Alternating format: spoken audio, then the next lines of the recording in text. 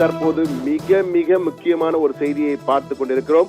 வெறும் 48 மணி நேரம் தான் இருக்கிறது கை குழந்தைகளின் உயிர்களை காப்பாற்ற வேண்டும். அதுவும் 14,000 கை குழந்தைகளின் உயிர்களை காப்பாற்ற வேண்டும் என்றால் வெறும் 48 மணி நேரம் தான் இருக்கிறது என காசாவில் இருந்து ஒரு SOS என்பார்கள், அது போன்ற ஒரு அவசர செய்தி உலகம் முழுவதும் தற்போது பறக்கவிடப்பட்டிருக்கிறது. அதுவும் ஐக்கிய நாடுகள் சபையினுடைய மனிதநேய உதவிகளுடைய தலைவர் டாம் பிளெச்சர் அதிகாரப்பூர்வமாக கூறியிருக்கிறார். வெறும் 48 மணி நேரம் 2 நாள் தான் இருக்கிறது, அதற்குள்ளாக எங்களுக்கு உணவுப் பொருட்களுடைய லாரிகள் உள்ளே வர வேண்டும் காசாவுக்குள், இல்லை என்றால் இந்த 14,000 குழந்தைகளை காப்பாற்ற முடியாத சூழல் உருவாகிவிடும். அந்த குழந்தைகளுக்கு தாய்ப்பால் கொடுக்கக்கூடிய தாய்மார்களுக்கு கூட அந்த சத்தில்லாத உணவினால் அவர்கள் எல்லாம் மடிந்து விடும் நிலையில இருக்கிறார்கள். எனவே அந்த தாய்ப்பால் கூட கொடுக்க முடியாத சூழல் இருப்பதால் இந்த 14,000 குழந்தைகளை காப்பாற்ற முடியாத சூழல் வந்துவிடுமோ என்ற பயந்து இருக்கிறேன் என்ற வகையிலே தெரிவித்திருக்கிறார். உடனடியாக உலக நாடுகள் அழுத்தம் கொடுக்க வேண்டும், இஸ்ரேலுடைய அந்த பிடிவாதத்துக்கு அழுத்தம் கொடுத்து உடனடியாக அவர்கள் அந்த அனுமதியை கொடுக்க வேண்டும், லாரிகள் உள்ளே வருவதற்கு அனுமதியை கொடுத்தால்தான் இந்த குழந்தைகளை காப்பாற்ற முடியும் என அவசர வேண்டுகோள் ஒன்றை விடுத்திருக்கிறார்.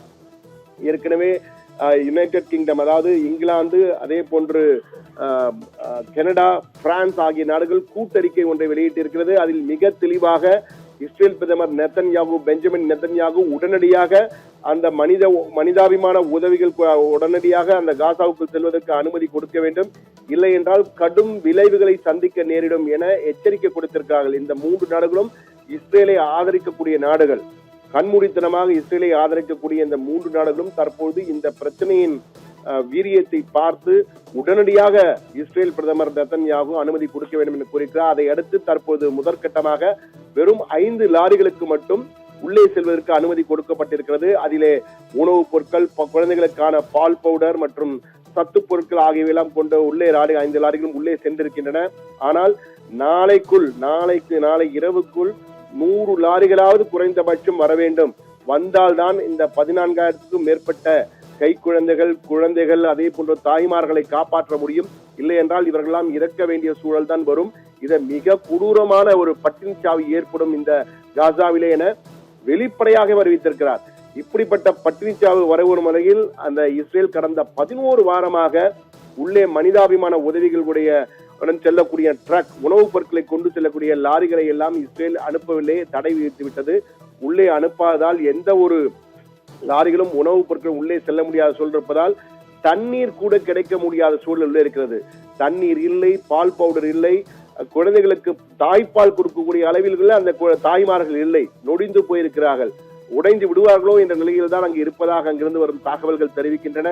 எனவே இந்த தகவல்களை உறுதிப்படுத்தி ஐக்கிய நாடுகள் சபையினுடைய மனிதாபிமான உதவிகளுடைய தலைவர், அந்த குழுவின் தலைவராக இருக்கக்கூடிய டாம் பிளெச்சர் வெளிப்படையாகவே தெரிவித்திருக்கிறார், குழந்தைகளை காப்பாற்ற வேண்டும், எல்லா வகையான முயற்சிகளும் எடுத்துக்கொண்டிருக்கிறோம். உள்ளே மருத்துவமனைகள், காசாவில் உள்ள மருத்துவமனைகள் ஆகட்டும், அங்குள்ள எங்கே உணவு எடுக்குமோ அதையெல்லாம் தேடி கொடுத்து கொண்டிருக்கிறோம். ஆனால் எங்களால் அவர்களை காப்பாற்ற முடியாத சூழல் வந்துவிடுமோ, பட்டினிச்சாவு ஏற்படக்கூடிய சூழலில் விளிம்பிலே இருக்கிறோம் நாங்கள்.